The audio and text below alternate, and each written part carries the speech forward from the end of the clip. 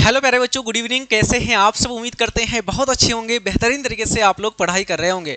आज का ये क्लास आप सबके लिए बहुत ज़्यादा स्पेशल, बहुत इंटरेस्टिंग और बहुत ही मज़ेदार ये क्लास होने वाले हैं, क्योंकि आज की इस क्लास में हम लोग ज्योग्राफी का जो आपका ऑफिशियल मॉडल पेपर है इसको देखने वाले हैं। मॉडल पेपर हम आपको क्यों कराते हैं बार बार प्यारे बच्चों, अलग अलग सेट? क्योंकि इससे आपको प्रैक्टिस होता है, साथ साथ में पता चलता है कि एग्जाम का पैटर्न कैसा रहता है और साथ साथ में आपकी तैयारी कितनी हुई है, क्वेश्चंस का लेवल कैसा है, आसान या हार्ड, ये सारी चीजें आपको पता चल पाता है। तो चलिए हम लोग आज के सेशन को शुरू करते हैं। आप लोग जल्दी से क्लास को बेहतरीन तरीके से सारे दोस्तों तक शेयर कर दीजिए, वीडियो को लाइक कर दीजिए। शुरू करते हैं। पहला आपका क्वेश्चन है प्यारे बच्चों कि 2011 की जनगणना के अनुसार भारत की कुल जनसंख्या कितनी है। आपको 2011 की जनगणना के अनुसार बातें बता रहे हैं कि भाई 2011 की जनगणना के अनुसार अगर हम बात करें तो यहां पर अगर आपको पूछा जा रहा है जनसंख्या के बारे में तो 121 करोड़ हो जाएगा, याद रखिएगा। और सबसे ज्यादा जनसंख्या किस राज्य का? तो वो है आपका उत्तर प्रदेश, पहला नंबर पर, याद रखिएगा। जनसंख्या का घनत्व तो सबसे ज्यादा किस राज्य का? तो बिहार का जनसंख्या घनत्व तो सबसे ज्यादा है। अरुणाचल प्रदेश का जनसंख्या घनत्व तो सबसे कम है। उसके बाद आपका जो केरल है ये पढ़ा लिखा वाला राज्य, सबसे ज्यादा पढ़ा लिखा वाला राज्य है। सबसे कम पढ़ा लिखा वाला राज्य आपका कौन सा है? बिहार है। ये नॉर्मल आपके क्वेश्चन है जो पूछे जाते हैं बार बार। तो यहां पर आपका राइट क्या हो जाएगा? 121.01 करोड़। ऑप्शन नंबर बी जितने बच्चे दे रहे हैं बिल्कुल राइट हो जाएगा, सही हो जाएगा। क्वेश्चन है, निम्नलिखित में से कौन सा एक कारक भारत में पुरुष प्रवास का मुख्य कारण है? प्रवास का मतलब क्या होता है प्यारे बच्चों? प्रवास का मतलब होता है जब कोई व्यक्ति एक स्थान से दूसरे स्थान पर चला जाता है तो इसे कहते हैं प्रवास। और इसके जाने के पीछे कुछ भी कारण हो सकता है कि उसके गांव में दंगा फसाद होता हो सकता है कि बाढ़ आया हुआ हो सकता है कि वहां पर बिजली व्यवस्था नहीं है, शिक्षा नहीं है, पानी नहीं है, स्वास्थ्य सुविधा नहीं है, कुछ भी कारण हो सकता है। तो लोग अपना घर गांव छोड़ करके या रोजगार काम के लिए छोड़ के चले जाते हैं। तो कह रहा है कि भाई कौन सा एक कारक भारत में पुरुष प्रवास, तो पुरुष लोग ज्यादातर अपना गांव छोड़ते हैं, क्यों? दूसरा राज्य, दूसरा देश जाते हैं कमाने के लिए, रोजगार के लिए, शिक्षा प्राप्त करने के लिए, है ना। व्यवसाय के लिए थोड़ा बहुत बिजनेस, लेकिन उतना ज्यादा नहीं है। शिक्षा के लिए जाते हैं, लेकिन सबसे ज्यादा जो जाते हैं रोजगार के लिए, काम के लिए, ठीक है। तो ऑप्शन नंबर सी जितने बच्चे दे रहे हैं बिल्कुल राइट हो जाएगा, सही हो जाएगा। अगला क्वेश्चन है, लेकिन इससे पहले आप सबको दीपावली की ढेर सारी शुभकामनाएं। खूब आप लोग बेहतरीन तरीके से इस पर्व को मनाइए, खुशियां बांटिए, एक दूसरे के प्रति प्रेम बरसाइए। आप लोग, शहरों में तो बारूदों का मौसम है, गांव चलो ये अमरूदों का मौसम है, ठीक है। तो अच्छे से पटाखे फोड़िए, बढ़िया से मजे कीजिए, एक दिन दो दिन, ठीक है। चलिए, तो भारत की जनगणना के अनुसार निम्नलिखित में से कौन सी एक विशेषता नगर के लक्षण का अंग नहीं है? आपको बताना कि कौन सा एक नगर के बारे में नहीं बता रहा है भारत में, अगर कोई क्षेत्र नगर की कैटेगरी में जाएगा। तो प्यारे बच्चों, पहला है कि जनसंख्या का आकार 5000 व्यक्तियों से अधिक होना चाहिए। बिल्कुल कि भाई कोई भी क्षेत्र नगर तब कैटेगरी में, नगर की कैटेगरी में जाएगा जब उसकी जनसंख्या 5000 से ज्यादा हो जाए। दूसरा कि भाई 1 किलोमीटर क्षेत्रफल पर कितने लोगों की जनसंख्या घनत्व होना चाहिए? 400, यानी 1 किलोमीटर पर कम से कम 400 आदमी रहना चाहिए, यह जनसंख्या का घनत्व है। तीसरा पॉइंट, 75% से अधिक जनसंख्या प्राथमिक क्षेत्र में जुड़ा होना चाहिए। नहीं, नगरों में ज्यादातर लोग जो होते हैं द्वितीयक और तृतीयक में होते हैं, कृषि नहीं करते हैं नगर में, तो ये आपका प्राथमिक नहीं होगा प्यारे बच्चों। तो ये प्रश्न आपका ऑप्शन नंबर सी बिल्कुल इस प्रश्न का राइट हो जाएगा। निम्नलिखित में से कौन सी एक रोपण फसल है? रोपण फसल का मतलब होता है जिसको हम लाभ कमाने के उद्देश्य से उत्पादन करते हैं, जिसको बेचने के लिए, मुनाफा कमाने के लिए, और एक बार लगाते हैं तो कई वर्षों तक उससे हमें मुनाफा प्राप्त होता है। जैसे आपका कॉफी हो जाएगा, गन्ना हो जाएगा, रबर हो जाएगा, ये सब के सब रोपण फसल है। आपका कौन नहीं है? आपका गेहूं हो जाएगा। जो आपका प्यारे बच्चों चावल है ना, चावल हो गया, उसके बाद गेहूं हो गया, ज्वार बाजरा रागी हो गया, ये सब के सब क्या है? खाद्यान्न फसल है। ये सब के सब क्या है? खाद्यान्न फसल है, याद रखेगा, ठीक है। यानी कि खाने वाले फसल है, इसको खाने के रूप में प्रयोग करते हैं, ठीक। तो यहां पर प्रश्न का answer C right D right हो जाएगा आपका। अगला है, निम्नलिखित में से कौन सा एक तृतीयक क्रियाकलाप है? आपको बताना है तृतीयक क्षेत्र के अंतर्गत, तृतीयक क्रियाकलाप के अंतर्गत कौन सा आएगा, यहां पर बताना है। तो यहां पर अगर ध्यान दे सकते हैं, कृषि ये हमारा प्राथमिक क्रियाकलाप है, व्यापार ये हमारा तृतीयक क्रियाकलाप है, शिकार करना, आखेट मतलब होता है शिकार करना, प्राथमिक क्रियाकलाप है, बुनाई यानी कि प्यारे बच्चों कपड़ों की बुनाई करना, टुकड़ी की बुनाई करना, ये सब आता है आपका द्वितीयक क्रियाकलाप में। तो हमको क्या पूछा था? तृतीयक क्रियाकलाप कौन सा है? तो ऑप्शन नंबर बी हमारा बिल्कुल राइट हो जाएगा। अगला क्वेश्चन है आपका, निम्नलिखित में से कौन सा एक भूमि उपयोग संवर्ग नहीं है। भूमि उपयोग संवर्ग का मतलब क्या होता है? भूमि उपयोग संवर्ग का मतलब होता है कि भाई जो मानव है भूमि का अलग अलग तरह से उपयोग करता है। ये हमारा भूमि है, इसका उपयोग कोई खेती के लिए करता है, कोई फैक्ट्री लगाने के लिए, कोई हॉस्पिटल बनाने के लिए, कोई स्कूल स्थापित करने के लिए, कोई बगीचा लगाने के लिए, सब अपने अपने तरीके से इसका उपयोग करता है। इसी को बोलते हैं भूमि उपयोग संवर्ग। तो कौन सा इसमें नहीं आएगा? प्रतिभूमि बिल्कुल आएगा भाई, कि कोई अपना जमीन को खाली छोड़ देता है कुछ सालों के लिए, है ना, प्रतिभूमि। कृषि योग्य व्यर्थ भूमि, जैसे कि मरुस्थल वाला क्षेत्र कृषि के लायक हो सकता है अगर वहां पर पानी सिंचाई की सुविधा हो जाए, लेकिन पानी नहीं होने के कारण सही तरीके से नहीं हो पाती कृषि। उसके बाद शुद्ध बोया गया क्षेत्र, कि किसानों के द्वारा शुद्ध रूप से कितना बोया गया क्षेत्र है, ये भी आता है। लेकिन सीमांत भूमि ये नहीं आता है। ऑप्शन नंबर सी बिल्कुल राइट हो जाएगा। अगला है, निम्नलिखित में से कौन सा ऊर्जा का एक अनवीकरणीय स्रोत है। ऊर्जा का अनवीकरणीय स्रोत किसको बोलते हैं? ऊर्जा का अनवीकरणीय स्रोत का मतलब होता है कि भाई ये क्या है, एक समय के बाद समाप्त हो जाएंगे, इसको बोलते हैं अनवीकरणीय स्रोत, या फिर इसी को बोलते हैं समापीय संसाधन, यानी एक समय के बाद क्या हो जाएगा, खत्म हो जाएगा। तो ऊर्जा का पूछ रहा है, तो जैसे कि आपका कार्बन यानी कोयला हो गया, पेट्रोल हो गया, कच्चा तेल हो गया, उसके बाद भूतापीय ऊर्जा हो गया जो यूरेनियम, थोरियम, प्लूटोनियम से प्राप्त होता है, ये सब के सब क्या है, ये सब के सब जो है प्यारे बच्चों आपका अनवीकरणीय ऊर्जा के स्रोत हैं। जल, पवन, सौर ऊर्जा, ये सब के सब नवीकरणीय है। लेकिन ये जो तापीय ऊर्जा है जो यूरेनियम से, थोरियम से, प्लूटोनियम से प्राप्त होता है, जो एक समय के बाद समाप्त हो जाएगा, ये सब के सब अनवीकरणीय है। ऑप्शन नंबर ए राइट हो जाएगा। क्वेश्चन है, निम्नलिखित में से कौन सा राज्य चीनी का दूसरा सबसे बड़ा उत्पादक राज्य है? चीनी का। प्यारे बच्चों 2-3 क्वेश्चन यहां से आपको पूछा जाता है। सबसे पहला चीज कि भाई गन्ना का उत्पादन सबसे ज्यादा कहां पर होता है? तो सबसे ज्यादा गन्ना का उत्पादन जो होता है यूपी में होता है। गन्ना किस उद्योग का कच्चा माल होता है? तो चीनी उद्योग का कच्चा माल होता है आपका गन्ना। याद रखिएगा, चीनी का सबसे ज्यादा उत्पादन कहां होता है? तो सबसे ज्यादा उत्पादन जो चीनी का होता है वो राज्य है आपका महाराष्ट्र, है ना। क्या है आपका? महाराष्ट्र, याद रखिएगा। और दूसरा नंबर में कौन है? तो यूपी आपका चीनी उत्पादन में दूसरा नंबर में है, याद रखिएगा। तो ऑप्शन क्या हो जाएगा यहां पर? ऑप्शन यहां पर आपका कह रहा है कि भाई दूसरा स्थान में कौन है? ऑप्शन नंबर डी आपका बिल्कुल राइट हो जाएगा। अगला क्वेश्चन है आपका, इंदिरा गांधी नहर कमान क्षेत्र में सतत पोषणीय विकास के लिए इसमें से कौन सा सबसे महत्वपूर्ण कारक है? यानी जो मरुस्थलीय क्षेत्र है राजस्थान में और पंजाब में थोड़ा सा सूखा वाला क्षेत्र है, यहां पर प्यारे बच्चों सतलज नदी और व्यास नदी जहां पर मिलती है उससे एक नहर निकाली गई है जिसका नाम रखा गया है इंदिरा गांधी नहर, जिसका पहले राजस्थान नहर था, बाद में इसका नाम बदल करके इंदिरा गांधी नहर कमान क्षेत्र कर दिया गया। तो ये प्रमुख रूप से जो शुरू की गई प्यारे बच्चों, इसका महत्वपूर्ण कारक क्या है? तो इससे यहां पर होता है पारितंत्र विकास, कि भाई इस नहर के आसपास आपको हरियाली देखने को मिलेगा, खेती बाड़ी देखने को मिलेगा, आपको बगीचे देखने को मिलेंगे, पशु पक्षी देखने को मिलेंगे अच्छा खासा। बाकी मरुस्थलीय क्षेत्र में आपको नहीं देखने को मिलेगा। तो ये इकोसिस्टम का निर्माण करता है, पारी तंत्र का डेवलप करता है, विकास करता है। इनमें से कौन सा एक स्थलबद्ध बंदरगाह है? पोताश्रय है।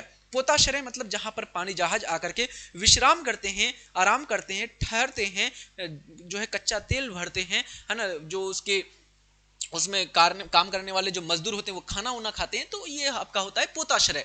तो प्यारे बच्चों स्थलबद्ध का मतलब होता है, इसको बोलते हैं लैंड लॉक।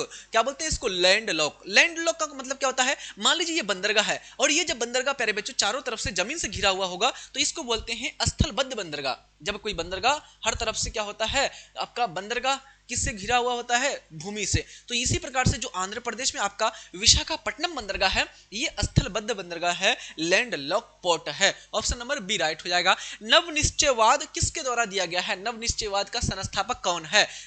जेम्स टेलर, या फिर आपका हम्बोल्ट, या फिर पॉल विडाल दी लावलास। तो नवनिश्चयवाद आपका, नवनिश्चयवाद के प्रवर्तक कौन है? तो ये नवनिश्चयवाद आपका दिया गया था प्यारे बच्चों किसके द्वारा?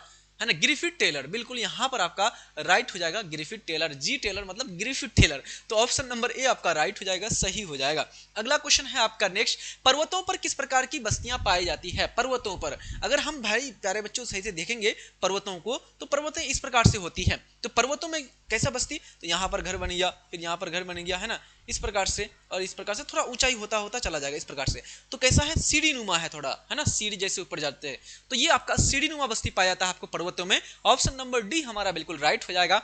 नदी के किनारे, सड़क के किनारे, रेल मार्गों के किनारे आपका रेखीय प्रतिरूप वाला बस्ती पाया जाता है, और किसी झील या तालाब के चारों तरफ वृत्ताकार बस्ती पाया जाता है, याद रखिएगा। अगला क्वेश्चन है आपका, निम्नलिखित में से कौन सा जनसंख्या के कार्यशील आयु वर्ग का प्रतिनिधित्व करता है। कार्यशील मतलब जो कार्य में लगे होते हैं, जैसे कि मैं आपको पढ़ा रहा हूं आपका गुलाब सर, मैं किसके अंतर्गत आऊंगा, मैं कार्यशील में आऊंगा, क्योंकि मैं कार्य में लगा हुआ हूं, मैं धन अर्जित कर रहा हूं। समझ में आई बात, अर्थव्यवस्था को मजबूती प्रदान करने का काम कर रहा हूं। तो यहां पर आपका 15 से लेकर के 59 वर्ष के आयु के बीच जो लोग होते हैं ये कहलाते हैं कार्यशील, और जो 0 से लेकर के 14 वर्ष की आयु के बीच होते हैं इसको बोलते हैं बाल वर्ग, और जो 60 प्लस के होते हैं इसको बोलते हैं बूढ़ा यानी वृद्ध वर्ग। ऑप्शन नंबर ए राइट हो जाएगा। निम्नलिखित में से कौन सा आध्यात्मिक खनिज है। आध्यात्मिक खनिज का मतलब होता है वह खनिज जिसमें धातु नहीं पाया जाता है। सोना ये आपका प्यारे बच्चों, अच्छा धातु का पहचान करेंगे कैसे कि अगर हम उस धातु का नाम लें और अगर यम आए, उसमें ध्वनि उच्चारण में यम आए, जैसे कि औरम, सोना का क्या होता है औरम, तो औरम सोना यम आया तो यह धातु है। इसी प्रकार से तांबा का होता है क्यूप्रियम, यम आया तो धातु है। चांदी का होता है अर्जेंटम, क्या होता है अर्जेंटम, अर्थात यम आया तो ये धातु है, लेकिन अभ्रक नहीं आता है माइका में, तो ये आपका अधातु है, इसमें कोई धातु नहीं पाया जाता है। ऑप्शन नंबर बी राइट हो जाएगा।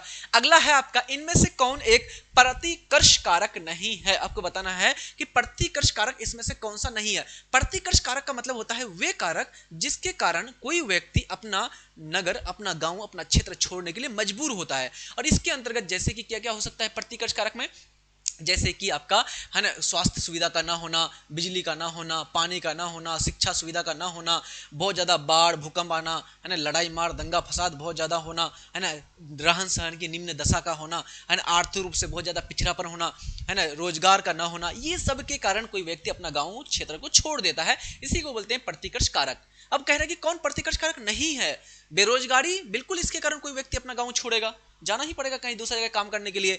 जल अभाव, अगर पानी नहीं है भाई तो पानी जीवन का आधार है, पानी के बिना आप नहीं रह सकते, एक दिन रह सकते हो ज्यादा से ज्यादा, उसके बाद तो आपको पड़ेगा ही पड़ेगा, है कि नहीं। तो जल इसके बिना भी नहीं रह सकते हैं, ये भी प्रतिकर्ष कारक है। सामाजिक आर्थिक पिछड़ापन, अगर पिछड़ापन है कहीं पर, कोई क्षेत्र बहुत पिछड़ा हुआ छूटा हुआ है तो वहां पर कोई व्यक्ति बसने नहीं जाएगा, वहां को छोड़ करके दूसरा जगह चला जाएगा, ये भी आपका क्या है प्रतिकर्ष कारक है, तीनों का तीनों। लेकिन अगर बात करते हैं गृह प्रेम, है ना किसी से किसी को गृह प्रेम हो गया, घर से प्यार हो गया, आप लोग को बचपन में हुआ होगा, है कि नहीं। हॉस्टल से घर आते थे, हम भी आते थे, जब हॉस्टल से घर जाने का मन ही नहीं करता था, है कि नहीं, पूरा पीछे से थोड़ा डांट उठ पड़ता था, बढ़िया से भुटिया बिस्तर बांधा, चलो पकड़ो साइकिल, है ना साइकिल दिया, फिर चल दिया हॉस्टल।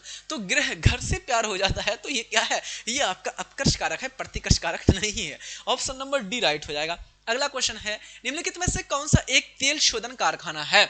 तेल शोधन कारखाना जहां पर तेलों को शुद्धिकरण किया जाता है, पेट्रोल को, कच्चा तेल को। तो तेल शोधन कारखाना में अगर आपको याद रखना है प्यारे बच्चों, तो 2-3 को याद रख लीजिए। जैसे कि आपका असम में पड़ता है डिगबोई, असम में क्या पड़ता है आपका डिगबोई, ये आपका एक हो गया। दूसरा नंबर में बिहार में पड़ता है बेगूसराय में, जिसका नाम है प्यारे बच्चों, है ना बरौनी, क्या नाम है बरौनी, तो बरौनी तेल शोधन कारखाना। उसके बाद यहाँ पर आपका हरियाणा में एक है जिसका नाम है पानीपत, क्या नाम है पानीपत तेल शोधन कारखाना। उसके बाद यहाँ पर आपका गुजरात में है एक जिसका नाम है जामनगर, क्या नाम है जामनगर, तो जामनगर तेल शोधन कारखाना। उसके बाद एक यहाँ पर आपका उत्तर प्रदेश में मथुरा तेल शोधन कारखाना, याद रखिएगा। ये 5-6 आप लोग याद रख लीजिए, अच्छे से बार बार पूछे जाते हैं। तो ये आपका बरौनी जो है आपका ऑप्शन नंबर ए, आपका ये क्या है एक तेल शोधन कारखाना है, ऑप्शन नंबर ए राइट हो जाएगा। अगला है आपका, इनमें से कौन एक राजधानी नगर है, बताइए इसमें से कौन एक राजधानी नगर है। नागपुर क्या राजधानी नगर है क्या, नहीं ना। कानपुर उत्तर प्रदेश का जिला है, नागपुर महाराष्ट्र का एक जिला है, गोरखपुर ये क्या है एक जिला है आपका, गोरखपुर उत्तर प्रदेश में, योगी आदित्यनाथ आते हैं ना गोरखपुर से। लेकिन रायपुर ये आपका छत्तीसगढ़ की राजधानी है, छत्तीसगढ़ की राजधानी है Raipur, option number D right हो जाएगा, ये राजधानी नगर है। अगला कुछ क्वेश्चन है, इनमें से कौन एक तृतीयक क्रियाकलाप के अंतर्गत आएगा। मछली का पालन करना ये आपका प्राथमिक क्रियाकलाप, विनिर्माण है ना घर बनाना, मशीन का निर्माण करना, कोई भी चीज का निर्माण करना द्वितीयक क्रियाकलाप कहलाता है। परिवहन प्यारे बच्चों ये आपका तृतीयक क्रियाकलाप कहलाता है, क्योंकि परिवहन के माध्यम से किसी व्यक्ति को एक स्थान से दूसरे स्थान पर पहुंचाया जाता है, इसको बोलते हैं परिवहन। तो ये क्या है एक प्रकार का सेवा है जो कि तृतीयक क्रियाकलाप के अंतर्गत आता है, ऑप्शन नंबर सी राइट हो जाएगा। आखेट यानी शिकार करना ये प्राथमिक क्रियाकलाप है, तो आपको तृतीयक क्रियाकलाप पूछा था, ऑप्शन नंबर सी बिल्कुल राइट हो जाएगा। अगला क्वेश्चन है, इनमें से कौन एक चीनी उद्योग के केंद्र है। आपको बताना है चीनी उद्योग का केंद्र मुंबई, बंगलोर, कोयम्बटूर या फिर राउरकेला।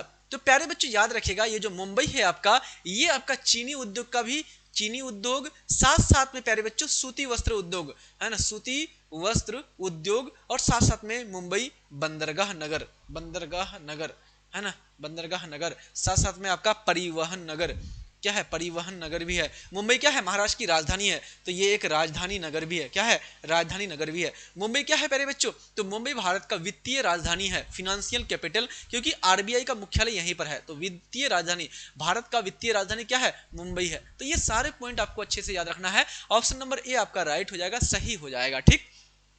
अगला क्वेश्चन आपका कि निम्नलिखित में से कौन पेट्रोकेमिकल उत्पाद केंद्र है। पेट्रोकेमिकल समझते हो, यानी जो कच्चा तेल होता है ना, तो कच्चा तेल को जब शुद्धिकरण किया जाता है, इससे अनेकों प्रोडक्ट बनाए जाते हैं, क्या इसी को बोलते हैं पेट्रो, और इसमें केमिकल रसायन मिलाया जाता है और इससे नया नया उत्पाद बनाए जाते हैं। जितना भी प्रकार का फॉर्म आप लोग, जितना प्रकार का इतर, फॉग, उसके बाद आपका परफ्यूम, उसके बाद आपका है ना अल्ता पाउडर, और क्या क्या है ना, मुंह सबको लिपापोती करने के लिए लगाते हैं ना ब्यूटी पार्लर में, ये सब के सब आपका पेट्रोकेमिकल से आते हैं। तो ये आपका प्यारे बच्चों यहाँ पर आपका मुंबई हो जाएगा, ऑप्शन नंबर बी, ये प्रमुख से इसका केंद्र है पेट्रोकेमिकल उत्पाद का, क्योंकि मुंबई हाई में तेल का उत्पादन होता है, कच्चा तेल का, तो जहां पर तेल का उत्पादन होता है वहीं पर ये कारखाना, ये फैक्ट्री लगता है, ठीक। अगला क्वेश्चन है, इनमें से कौन एक सूचना प्रौद्योगिकी का केंद्र है। सूचना प्रौद्योगिकी का मतलब होता है सैटेलाइट के माध्यम से, संचरे उपग्रहों के माध्यम से, विभिन्न प्रकार के माध्यम से, टेक्नोलॉजी के माध्यम से सूचनाओं को आप क्या करते हैं, संग्रहित करते हैं, सूचनाओं को प्राप्त करते हैं।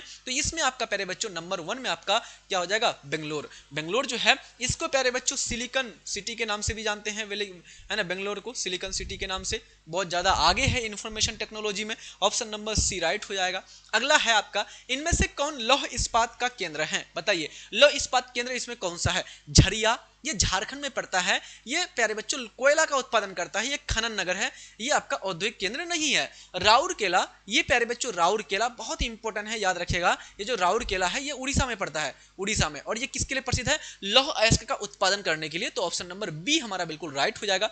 बाकी रायपुर छत्तीसगढ़ की राजधानी है, और बीर मित्रपुर, है ना, ये आपको कभी आएगा नहीं। अगला क्वेश्चन आपका नेक्स्ट, किस वर्ष भारतीय रेलवे की शुरुआत हुई थी। भारतीय रेलवे की जो शुरुआत है 16 अप्रैल 1853 को हुआ था। कब हुआ था, 16 अप्रैल 1853। मुंबई से थाने के बीच पहली बार रेलगाड़ी चलाई गई थी, तो ऑप्शन नंबर क्या हो जाएगा, ऑप्शन नंबर सी राइट हो जाएगा। किसके काल में प्यारे बच्चों, व्यक्ति का नाम है डलहौजी। उस समय भारत का गवर्नर जनरल कौन था, डलहौजी, लॉर्ड डलहौजी। अगला क्वेश्चन लेते हैं आपका, भारतीय रेल जाल की कुल लंबाई कितनी है। भारत में टोटल जो रेल जाल है ये आपका अपडेट हो गया है अभी, ये तो पहले का आपका क्वेश्चन है एक तरह से, और इस तरह का क्वेश्चन बहुत कम पूछे जाते हैं अपडेटेड वाले क्वेश्चन, लेकिन ये जब क्वेश्चन आपको आया हुआ है तो उस टाइम पीरियड में 66,030 किलोमीटर के आसपास लंबाई थी।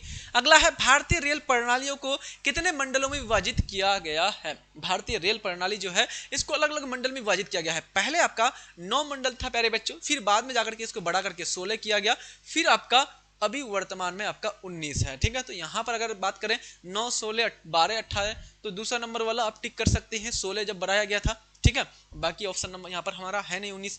अगला क्वेश्चन लेते हैं आपका नेक्स्ट क्वेश्चन है, निम्नलिखित में से कौन एक मानव भूगोल के उपागम नहीं है। मानव भूगोल का उपागम कौन नहीं है इसमें, तो मात्रात्मक क्रांति आपका, ये आपका मानव भूगोल का उपागम नहीं है, ये आपका भौतिक भूगोल में चला जाएगा। संभववाद अवधारणा में किस घटक को महत्वपूर्ण माना गया है। संभववाद, तो संभववाद यानी कि परिवर्तन करना संभव है, प्रकृति में चेंज करना संभव है, यानी मानव प्रकृति का गुलाम नहीं है। तो संभववाद का प्रमुख से यहाँ पर ये जो है इसमें किसको घटक को महत्वपूर्ण माना गया है, मानवीय घटक को, ऑप्शन नंबर बी राइट हो जाएगा। और ये संभववाद है किसके द्वारा दिया गया था, लुसियन फेवरे, है ना, लुसियन फेवरे, ऑप्शन नंबर यहाँ पर बी राइट हो जाएगा।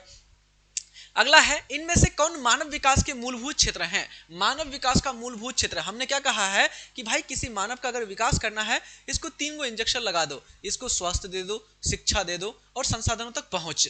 तो शिक्षा, स्वास्थ्य, संसाधन, ये तीनों चीज दे दो, मानव का विकास हो जाएगा। ऑप्शन नंबर डी हमारा बिल्कुल राइट हो जाएगा, सही हो जाएगा। अगला है, निम्नलिखित में से कौन निम्नलिखित में से कौन गंगा के मैदान के महत्वपूर्ण मानव अधिवास है ना। गंगा का मैदानी वाला क्षेत्र में, तो गंगा के मैदानी वाला क्षेत्र में जो अधिवास है, जो बस्तियां हैं, ये आपको कैसी देखने को मिलेगा। तो प्यारे बच्चों, गंगा के मैदानी क्षेत्र में आपको बहुत सघन जनसंख्या देखने को मिलती है। कैसी आबादी, घनी आबादी, सघन जनसंख्या आपको देखने को मिलता है। ऑप्शन नंबर सी हमारा बिल्कुल राइट हो जाएगा, सही हो जाएगा। अगला क्वेश्चन लेते हैं आपका, निम्नलिखित में से किस प्रतिरूप की बस्ती नदी के किनारे महत्वपूर्ण है। नदी के किनारे किस प्रकार की बस्ती पाई जाती है। मान लीजिए प्यारे बच्चों, ये नदी बह रही है आपकी, है ना, ये नदी बह रही है, तो नदी के किनारे आपका इस प्रकार से आपका घर हुआ करता है ना, घर हो गया इस प्रकार से। तो ये एक रेखा के समान बस्ती होती है ना। कैसी बस्ती, रेखा के समान, नदी जैसी जैसे अरे उसी रेखा के प्रतिरूप बस्ती पाई जाती है, इसको बोलते हैं रेखीय प्रतिरूप वाला बस्ती। ऑप्शन नंबर सी आपका बिल्कुल राइट हो जाएगा। अगला क्वेश्चन लेते हैं आपका नेक्स्ट, राइन जलमार्ग जोड़ती है, जो राइन जलमार्ग है ये किसको जोड़ता है। तो राइन नदी जो है ये जर्मनी में पड़ता है, और ये राइन जलमार्ग जो है प्यारे बच्चों, ये राइन जलमार्ग जर्मनी को नीदरलैंड से जोड़ता है। किसको, जर्मनी और नीदरलैंड को जोड़ने का काम करता है प्यारे बच्चों, याद रखिएगा। ऑप्शन नंबर क्या हो जाएगा, ऑप्शन नंबर बी राइट हो जाएगा, सही हो जाएगा, ठीक। और नीदरलैंड में एक बंदरगाह भी है जिसका नाम है एम्स्टरडम बंदरगाह। क्या नाम है, एम्स्टरडम बंदरगाह, याद रखिएगा, ठीक है। ये क्वेश्चन एग्जाम में पूछे जाते हैं। अगला क्वेश्चन लेते हैं आपका, कि निम्नलिखित में से किस नगरीय समूह में प्रवासी जनसंख्या सर्वाधिक है। सबसे ज्यादा कौन सा आपका नगर है जहां पर प्रवासी लोग आते हैं, है ना, विदेशों से, अलग अलग क्षेत्रों से रोजगार के लिए, रहने के लिए, बसने के लिए आते हैं प्रवासी, वो आपका मुंबई है। कौन है, मुंबई है। ऑप्शन नंबर सी आपका बिल्कुल राइट हो जाएगा। निम्नलिखित में से सर्वाधिक प्रदूषित नदी कौन सी है। सबसे ज्यादा प्रदूषित नदी आपका बात पूछ रहा है, तो ऑप्शन नंबर डी यमुना नदी सबसे ज्यादा प्रदूषित नदी है ना। अगला क्वेश्चन लेते हैं आपका नेक्स्ट क्वेश्चन है आपका, कि निम्नलिखित में से कौन पश्चिम भारत की नदी बेसिन है। नदी बेसिन मतलब नदी का प्रवाहित क्षेत्र, है ना, नदी जहां पर बहती है। तो ये प्यारे बच्चों अगर बात करते हैं माही बेसिन, ये आपका गुजरात वाला क्षेत्र में बहती है, माही बेसिन, तो ये आपका पश्चिम भारत का नदी हो गया, है ना। और कोसी नदी ये आपका दक्षिण भारत का, उत्तर भारत का नदी हो गया। गंगा नदी ये भी उत्तर भारत का नदी हो गया। उसके बाद चंबल नदी, है ना, चंबल, बेतवा, केन, ये सब के सब उत्तर भारत की नदी है। तो यहाँ पर ऑप्शन नंबर ए आपका ये पश्चिम भारत की नदी बेसिन है। अगला क्वेश्चन लेते हैं आपका, निम्नलिखित में से कौन सा सबसे महत्वपूर्ण जूट उत्पादक क्षेत्र है। जूट का उत्पादन सबसे ज्यादा आपको देखने को मिलेगा कहां पर प्यारे बच्चों, असम, है ना, बंगाल में, पश्चिम बंगाल में सबसे ज्यादा जूट का उत्पादन होता है। दूसरा नंबर में बिहार। और असम किस नदी के किनारे है, गंगा नदी के किनारे, ब्रह्मपुत्र नदी के किनारे। तो गंगा डेल्टा वाला क्षेत्र में आपको देखने को मिलेगा सबसे ज्यादा जूट का उत्पादन। ऑप्शन नंबर बी हमारा बिल्कुल राइट हो जाएगा, सही हो जाएगा। अगला है रीटर का संबंध है। रीटर ये प्यारे बच्चों एक भूगोलवेत्ता, इनका संबंध किससे है, तो ये आपका नियतिवाद से संबंधित है। ये जो नियतिवाद है इसी को बोलते हैं निश्चयवाद, इसी को बोलते हैं पर्यावरणीय निश्चयवाद, जिसको दिया गया था फ्रेडरिक रेटजल के द्वारा। फ्रेडरिक रेटजल कि पर्यावरणीय निश्चयवाद का मतलब क्या है, कि पर्यावरण में जो भी चीजें हैं ये निश्चित है, इसमें आप कोई परिवर्तन नहीं कर सकते हैं, किसी प्रकार का परिवर्तन नहीं कर सकते हैं। तो इसी का समर्थक था आपका रीटर। तो ऑप्शन नंबर सी आपका बिल्कुल राइट हो जाएगा, सही हो जाएगा। अगला क्वेश्चन लेते हैं, उच्च मानव विकास, उच्च मानव विकास का मान होता है। तो प्यारे बच्चों उच्च मानव विकास का मान, यानी मानव विकास का मान कितना से कितना होता है, 0 से लेकर के 1 के बीच होता है। और प्यारे बच्चों जो देश 0 के बगल में होता है उस देश का मानव विकास कम माना जाता है, और जो देश 1 के जितना करीब होता है उसका मानव उतना ज्यादा माना जाता है। तो 0 कौन सा, कहां पर आएंगे, आपका वैल्यू क्या होना चाहिए जो कि आपका उच्च मानव विकास वाला देश कहलाएंगे। तो जब किसी देश का मानव विकास सूचकांक का मान 0.8 से 0.8 से ज्यादा हो जाता है तो वो उच्च मानव विकास कैटेगरी में चला जाता है। ऑप्शन नंबर बी आपका राइट हो जाएगा। पहला नंबर में अभी कौन है प्यारे बच्चों, वो आपका स्विट्जरलैंड है। पहला नंबर में कौन है, स्विट्जरलैंड है। दूसरा नंबर में कौन है आपका, नॉर्वे। नॉर्वे आपका दूसरा नंबर में है, ठीक है। अगला क्वेश्चन लेते हैं, भारत में महानगर के लिए मानक जनसंख्या है। भारत में अगर किसी नगर को महानगर बनना है तो उसके लिए क्या है जनसंख्या स्टैंडर्ड, उसका मानक जनसंख्या क्या है। तो प्यारे बच्चों 10 लाख से लेकर के 50 लाख के बीच आपका जनसंख्या होना चाहिए, तब जाकर के आप क्या कहलाएंगे, आपका, है ना, महानगर की कैटेगरी में जाएंगे। ऑप्शन नंबर बी राइट हो जाएगा। है ना, ऑटोरूटस राजमार्ग कहां पाया जाता है, ऑटोरूटस। तो प्यारे बच्चों ये आपका जो ऑटोरूटस जलमार्ग, ये राजमार्ग है, हाईवे है, ये फ्रांस में है आपका। कहां पर है, फ्रांस। इसी प्रकार से प्यारे बच्चों एक और है आपका चैनल टनल, और एक है आपका Orient express way. Orient express way, है ना, ये भी पूछा जाता है। ये जो चैनल टनल है ये फ्रांस की राजधानी पेरिस को ब्रिटेन की राजधानी लंदन से जोड़ता है, और ये जो ओरिएंट एक्सप्रेस वे है ये फ्रांस की राजधानी पेरिस को तुर्की में स्थित कुस्तुनतुनिया यानी जिसका नाम है इस्तांबुल, इन दोनों को जोड़ने का काम करता है। इस प्रश्न का आंसर बी फ्रांस आपका राइट हो जाएगा। क्वेश्चन है आपका, डाक सेवा से संबंधित राजधानी चैनल का रंग कैसा होता है? डाक सेवा से राजधानी चैनल, तो राजधानी चैनल का कलर कैसा होता है मेरे बच्चों? ये पीला कलर का होता है, ठीक है। कैसा कलर? पीला कलर। ऑप्शन नंबर ए आपका बिल्कुल राइट हो जाएगा, सही हो जाएगा। अगला है, निम्नलिखित में से कौन सा परमाणु ऊर्जा इकाई महाराष्ट्र में स्थित है? कौन सा परमाणु नाभिकीय ऊर्जा केंद्र महाराष्ट्र में है? तो महाराष्ट्र में भारत का सबसे पहला परमाणु ऊर्जा केंद्र स्थापित किया गया था। कब किया गया था? 1969 में किया गया था। और महाराष्ट्र में प्यारे बच्चों उस जगह का नाम क्या है जहां पर स्थापित किया गया था? तो ये आपका है तारापुर। क्या नाम है इनका? तारापुर। तो तारापुर में पहला नाभिकीय ऊर्जा केंद्र स्थापित किया गया। ऑप्शन नंबर ए आपका बिल्कुल राइट हो जाएगा, सही हो जाएगा। अगला क्वेश्चन है, रेखीय प्रतिरूप की बस्ती पाई जाती है। रेखीय प्रतिरूप का मतलब हमने कहा कि सड़क के किनारे हो गया, या किसी नदी के किनारे हो गया, या किसी रेल मार्ग के किनारे किनारे जो बस्ती पाई जाती है, इसी को बोलते हैं रेखीय प्रतिरूप वाला बस्ती। पहाड़ों पर सीढ़ीनुमा बस्ती पाई जाती है, झीलों के चारों तरफ वृत्ताकार बस्ती पाई जाती है, पर्वतों पर सीढ़ीनुमा बस्ती पाया जाता है, नदियों के किनारे आपका ऑप्शन नंबर बी आपका राइट हो जाएगा, नदियों के किनारे। क्वेश्चन है आपका नेक्स्ट प्यारे बच्चों, मेघालय में सिंचाई के लिए उपयोग में लाई जाने वाली प्रणाली। तो मेघालय में सिंचाई के लिए प्यारे बच्चों जो तकनीक अपनाई जाती है उसको कहते हैं ड्रिप सिंचाई। क्या बोलते हैं उसको? बांस ड्रिप सिंचाई। कि बांस के माध्यम से है एक स्थान से पानी दूसरे स्थान पर ले जाया जाता है बांसों के माध्यम से, ठीक है। ऑप्शन नंबर ए आपका राइट हो जाएगा, सही हो जाएगा। अगला क्वेश्चन है, स्वर्णिम चतुर्भुज मार्ग संबंधित है। जो स्वर्णिम चतुर्भुज है मार्ग प्यारे बच्चों, ये किससे संबंधित है? रेल मार्ग से, सड़क मार्ग से, वायु मार्ग से, जल मार्ग से। तो स्वर्णिम जो चतुर्भुज है प्यारे बच्चों, ये 4 प्रमुख बड़े बड़े महानगर हैं, दिल्ली, कलकत्ता, है ना, दिल्ली, ये आपका दिल्ली हो गया, मुंबई हो गया, उसके बाद चेन्नई और कोलकाता, इन चारों को जोड़ते हैं ये चतुर्भुज बनता है। इसी को बोलते हैं स्वर्णिम चतुर्भुज। ये क्या है प्यारे बच्चों? ये एक स्थल मार्ग है, यानी सड़क मार्ग है। ये क्या है? एक सड़क मार्ग है। ऑप्शन नंबर बी राइट हो जाएगा। अगला क्वेश्चन लेते हैं, विटीकल्चर संबंधित है। विटीकल्चर, विटीकल्चर का संबंध किससे है? सेब का उत्पादन, केला का उत्पादन, अंगूर का उत्पादन। तो ये आपका अंगूर का उत्पादन से संबंधित है। ऑप्शन नंबर सी बिल्कुल राइट हो जाएगा। क्वेश्चन है, द ओरिजिन ऑफ स्पेसीज, यानी कि प्यारे बच्चों स्पेसीज यानी कि एक तरह से जीव जंतु की उत्पत्ति का सिद्धांत, ये दिया गया था किसके द्वारा? चार्ल्स डार्विन के द्वारा, है ना। चार्ल्स डार्विन बताते हैं कि भाई जो स्पेसीज, जो ये जनजातियां हैं, जातियां हैं या फिर मानव हैं, इनका विकास कैसे हुआ, है ना, और पूरा सिद्धांत देते हैं, उसमें बताते हैं, साबित करते हैं कि मानव का विकास लंगूर और बंदर से हुआ था। बताओ क्या थे? बताओ। हाँ, कहाँ से जन्म हुआ है? लंगूर से, है ना। बंदर और लंगूर से। बरौनी का संबंध, तो बरौनी बिहार में है। ये एक तेल शोधन कारखाना है। क्या है? पेट्रोल शोधन, पेट्रोल को शुद्धिकरण करने का काम करता है। बेगूसराय में पड़ता है। ऑप्शन नंबर सी राइट हो जाएगा। निम्नलिखित में से कौन उत्तर भारतीय शहर नहीं है? कानपुर, नागपुर, पटना या फिर आपका अमृतसर। इस तरह का क्वेश्चन जब भी पूछा जाए तो भारत का रफ मैप बना दीजिए और एक एक करके बिठा दीजिए। कानपुर उत्तर प्रदेश में पड़ता है, उत्तर प्रदेश यहां पर है कानपुर। उसके बाद आपका नागपुर, नागपुर महाराष्ट्र में पड़ता है, नागपुर यहां पर है आपका नागपुर। उसके बाद है आपका पटना, जो कि आपका बिहार में पड़ता है, बिहार की राजधानी पटना। फिर आपका अमृतसर, जो कि पंजाब में पड़ता है, आपका अमृतसर। ठीक, इस तरह से हमने कर दिया अमृतसर, ये कर दिया आपने नागपुर, ये कर दिया आपने पटना। कह रहा है कि इसमें से कौन सा उत्तर भारत का नहीं है। तो अगर ध्यान देंगे प्यारे बच्चों, ये है उत्तर, ये है आपका पश्चिम, और ये है आपका पूरब, और ये है आपका दक्षिण। तो ये तीनों आपको दिख रहा होगा, ये तीनों का तीनों उत्तर भारत का है। अमृतसर हो गया, कानपुर हो गया, पटना हो गया। लेकिन ये जो नागपुर है, ये आपका पश्चिम भारत का है ना। नागपुर जो है ये महाराष्ट्र में पश्चिम भारत में है। ऑप्शन नंबर बी आपका बिल्कुल राइट हो जाएगा। क्वेश्चन है, निम्नलिखित में से कौन प्राथमिक आर्थिक क्रियाकलाप से संबंधित नहीं है? प्राथमिक क्रियाकलाप, खनन यानी जमीन के अंदर से खनिज को निकालना प्राथमिक क्रियाकलाप, कृषि करना प्राथमिक क्रियाकलाप, मछली पालना प्राथमिक क्रियाकलाप, लेकिन निर्माण करना ये प्राथमिक क्रियाकलाप नहीं है, ये द्वितीयक क्रियाकलाप है। विनिर्माण है ना, बिल्डिंग का, मशीनों का निर्माण करना, ये द्वितीयक क्रियाकलाप है। ऑप्शन नंबर डी राइट हो जाएगा। निम्नलिखित में से कौन पश्चिमी भारत की नदी बेसिन है? पश्चिमी भारत का नदी बेसिन बताइए। अब यहाँ पर दो क्वेश्चन दे दिया साथ साथ में। तो पश्चिम भारत का नदी बेसिन अगर हम देखने का प्रयास करें प्यारे बच्चों, एक एक करके दिखाइए। माही नदी कहाँ पर है? गुजरात, ये हो गया माही नदी। उसके बाद गंगा नदी कहाँ है? ये उत्तर भारत की नदी है। तो ये तो होगा नहीं, ये एक पश्चिम हो गया, ये एक उत्तर हो गया, तो ये तो गलत हो गया पहला वाला। दूसरा वाला क्वेश्चन, गंगा नदी एवं कावेरी नदी, तो गंगा हो गया उत्तर भारत की नदी और कावेरी हो गया दक्षिण भारत की नदी, ये तो होगा नहीं, ये भी नहीं हुआ आपका। नर्मदा नदी एवं माही नदी, तो माही नदी तो ये हो गया पश्चिम भारत में, और दूसरा नर्मदा नदी, ये आपका नर्मदा नदी मध्य प्रदेश से निकलती है ना, सतपुरा विंध्याचल की पहाड़ी वाला क्षेत्र। तो ये दोनों नदी आपका पश्चिम भारत की तरफ जा रही है, तो ये दोनों हो जाएगा। ऑप्शन नंबर सी राइट हो जाएगा।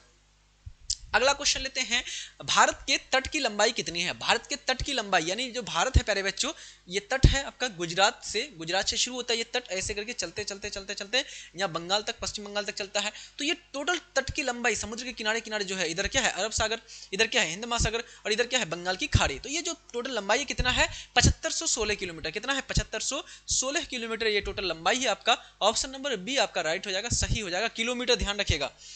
क्वेश्चन है, विश्व में सर्वाधिक संख्या में पशुएं किस देश में है? सबसे ज्यादा संख्या में पशु कहां पर पाई जाती है? सबसे ज्यादा संख्या में पशु आपको देखने को मिलेगा भारत में, लेकिन क्वालिटी वाला नहीं, दूध देने वाला नहीं है कि नहीं? आपको सिर्फ घास खाने वाला और बस क्या सिंग से मारने वाला है कि नहीं, यही आपके पाए जाते हैं भारत में। दूध बहुत कम। अगला है, कोंकण रेलवे किस वर्ष शुरू किया गया था? कोंकण रेलवे प्यारे बच्चों, ये जो आपका अरब सागर वाला तट है ना, ये अरब सागर, इसके किनारे ये जो तट है इसको बोलते हैं कोंकण तट। और कोंकण तट जो है ये आपका एक रेल मार्ग है, ये बनाई गई है महाराष्ट्र से गोवा, गोवा से कर्नाटक, यानी ये 3 राज्यों को मिला करके। और इसको निर्माण किया गया था 1998 में। कब किया गया था? 1998 में किया गया था। ऑप्शन नंबर आपका बी बिल्कुल राइट हो जाएगा, सही हो जाएगा।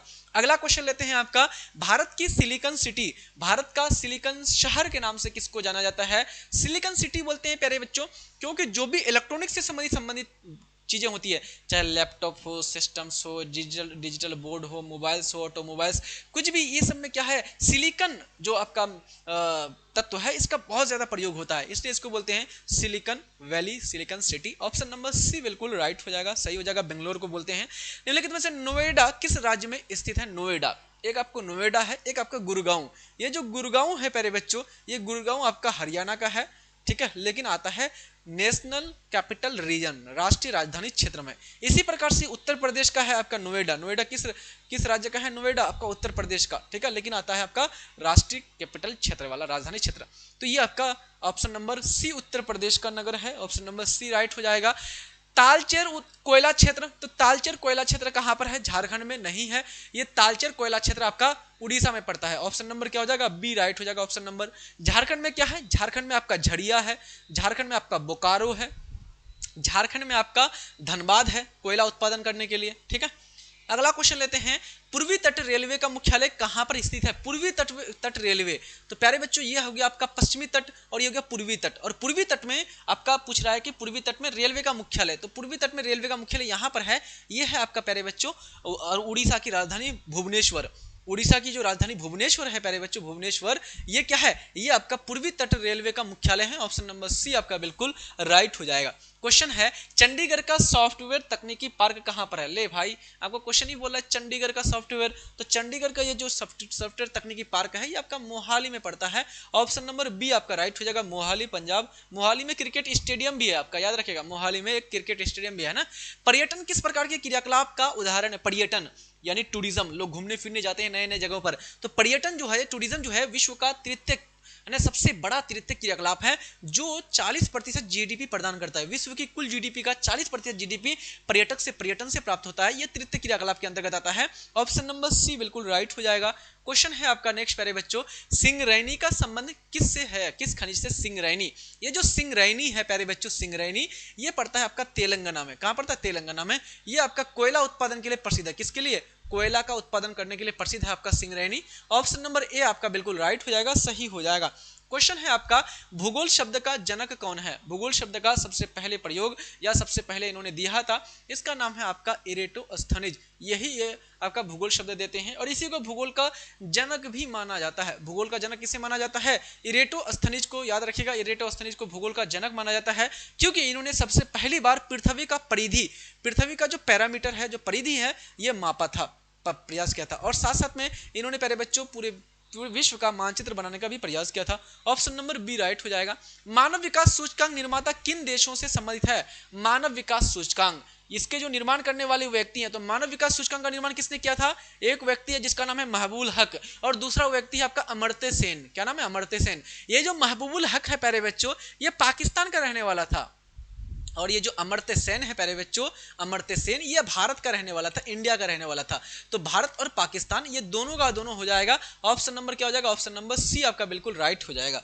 अगला क्वेश्चन लेते हैं आपका, निम्नलिखित में से कौन कम जनसंख्या घनत्व का क्षेत्र नहीं है? बताइए कौन सा क्षेत्र है जहां पर कम जनसंख्या नहीं रहता है? मरुस्थल, गर्मी बहुत ज्यादा पड़ती है, कम जनसंख्या रहता है, बिल्कुल सही बात। आर्कटिक क्षेत्र, आर्कटिक क्षेत्र में बहुत ज्यादा बर्फबारी पड़ता है, ध्रुवीय क्षेत्र, ये भी यहाँ पे जनसंख्या बहुत कम होता है। पर्वतीय क्षेत्र में भाई, पर्वतीय क्षेत्र में आपका रहना मुश्किल, घर बनाना मुश्किल, बहुत कृषि कार्य करना मुश्किल, यहाँ पर भी लोग कम रहते हैं। ये तीनों का तीनों हो जाएगा। लेकिन यहाँ पर जो ऑप्शन नंबर डी है मैदानी क्षेत्र, मैदानी क्षेत्र में जनसंख्या ज्यादा होता है घनत्व, इसलिए ये आपका नहीं होगा विरल जनसंख्या वाला, डी ऑप्शन राइट हो जाएगा। वृत्ताकार बस्ती का अधिवास यानी बस्तियां कहाँ पर पाई जाती है? तो वृत्ताकार प्रतिरूप वाला जो बस्ती है ये किसी झील के चारों तरफ, किसी झील के चारों तरफ या फिर किसी तालाब के चारों तरफ पाई जाती है। ठीक है, झील या तालाब के चारों तरफ पाई जाती है। ऑप्शन नंबर बी आपका बिल्कुल राइट हो जाएगा, सही हो जाएगा। अगला क्वेश्चन है, झूम कृषि इंडोनेशिया में क्या कहलाता है? जो झूम कृषि है इसको इंडोनेशिया में प्यारे बच्चों लदांग कहते हैं। क्या कहते हैं? लदांग। और ये जो मिल्पा है, झूम कृषि को USA, United state of America और मैक्सिको, ये जो दो देश है आपका उत्तरी अमेरिका में, इन दोनों देशों में झूमिंग कृषि को क्या बोलते हैं? मिल्पा के नाम से जाना जाता है। और लदांग बोलते हैं कहां पर? इंडोनेशिया वाला क्षेत्र में। लांबा प्रसिद्ध है, लांबा। तो ये जो लांबा है प्यारे बच्चों, ये लांबा कहां पड़ता है? ये जो लांबा है आपका राजस्थान में पड़ता है। और राजस्थान में यहां पर आपका क्या है? ये पवन चक्की है, यहां पर पवन ऊर्जा का उत्पादन करते हैं, लांबा।